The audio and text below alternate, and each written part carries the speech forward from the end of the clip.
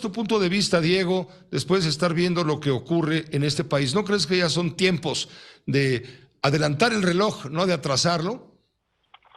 Sí, por supuesto, José, pero permíteme saludarte con el afecto de siempre y Sí, mandarle también un saludo a Ricardo Monreal, pero con dos reclamaciones afectuosas.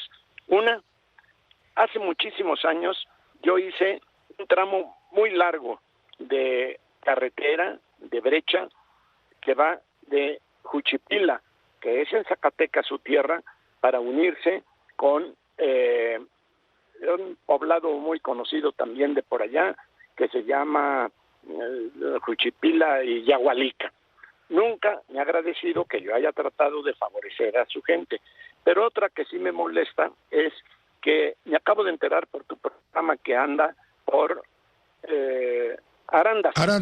Arandas, Y sí. yo y yo creía que yo todavía era el cacique de Arandas porque hace muchos años hice ahí la carretera del amor que va precisamente de Arandas a Tepatitlán y nunca me ha pedido autorización para andar haciendo política por allá. El día que me lo encuentre se lo voy a reclamar. El día Sí, que porque me lo es la encuentre, tierra de Liliana, de tu mujer. sí, sí, claro, pero además la carretera del amor y que ande por allí Ricardo Monreal sin decirme por cortesía algo, pues naturalmente se lo voy a reclamar. Pero entrando en materia, José, por supuesto que México jamás saldrá del atascadero en el que se halla mientras no logremos la concordia nacional.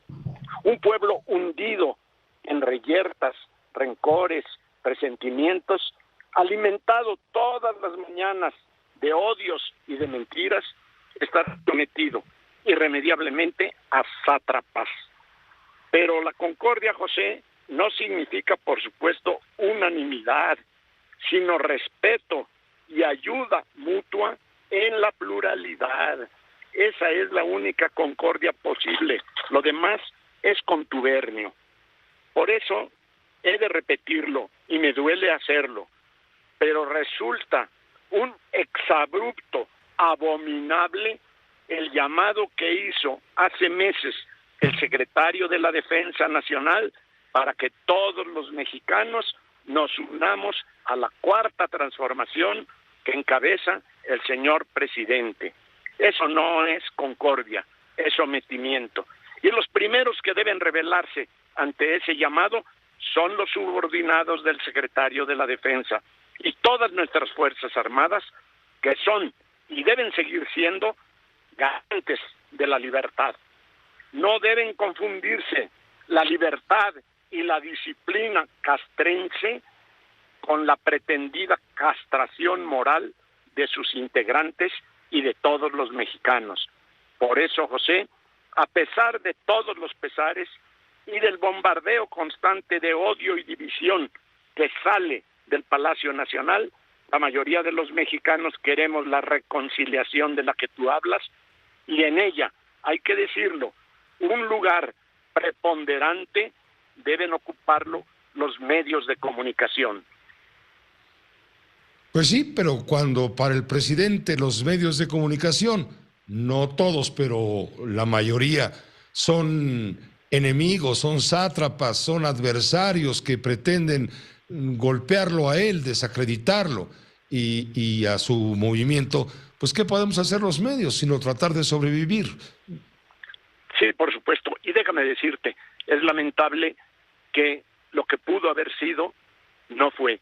Imaginémonos, por ejemplo, qué hubiera sucedido, aunque dicen que en política no hay el hubiera, pero imaginémonos por un momento qué hubiera sucedido si el actual titular del Ejecutivo Federal, con la legitimidad con la que llegó, hubiera convocado de verdad a la unidad, a la concordia, para decir, ya gané y voy a gobernar y voy a llevar adelante mis planes y mis proyectos porque para eso me entregaron la confianza 30 millones de mexicanos.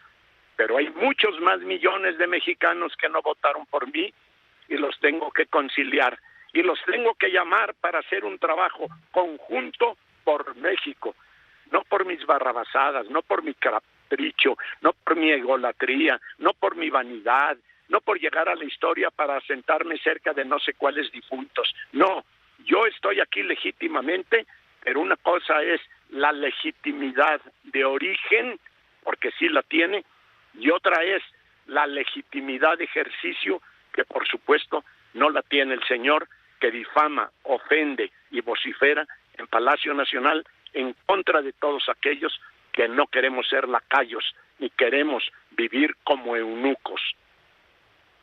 Diego, por cierto, el presidente tuvo descalificaciones graves, severas, hacia los dichos de Ernesto Zedillo, expresidente, y de Felipe Calderón, expresidente, culpándolos del daño que le hicieron en su tiempo a la democracia. ¿Qué opinión te merece brevemente?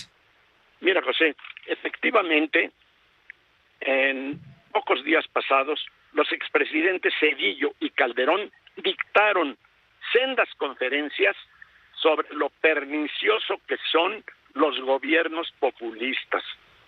Y ciertamente los son. Trátese de gobiernos llamados de izquierda o llamados de derecha. Todas las que solamente engatusan a la población, presentándose simultáneamente como bondadosos redentores, fiscales de hierro y jueces implacables que le darán al pueblo su ansiada felicidad. ¿Y qué fue lo que respondió Tartufo? Nada, simplemente se puso el saco, se declaró populista, sacó el tema del Fobaproa contra Zedillo y dijo que investigan en Estados Unidos a Calderón. Como siempre, José, y como todo un populista, recurrió a su salida fácil, olvidarse de los mensajeros y, por supuesto, acusarlos por sus mensajes. No atendió los mensajes, se fue contra los mensajeros, como tú lo acabas de decir hace unos minutos. Eso fue lo que sucedió con motivo de lo que dijeron Zedillo y Calderón. No respondió el titular del Ejecutivo, simplemente los injurió, como acostumbra. Elude su responsabilidad, elude el tema en cuestión y se sale por la tangente como todo populista. Gracias, Diego, como siempre. A ti, adiós. Esta fue una producción de Grupo Fórmula. Encuentra más contenido como este en radioformula.mx.